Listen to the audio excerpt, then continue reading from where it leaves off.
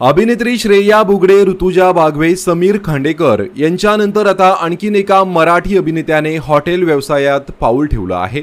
मराठी मालिका विश्वातील लोकप्रिय अभिनेता समीर परांजपे याने स्वतःचा हॉटेल व्यवसाय सुरू केला आहे। सोशल मीडियावरून ही पोस्ट शेअर करत त्याने चाहत्यांना याबाबत माहिती दिली आहे।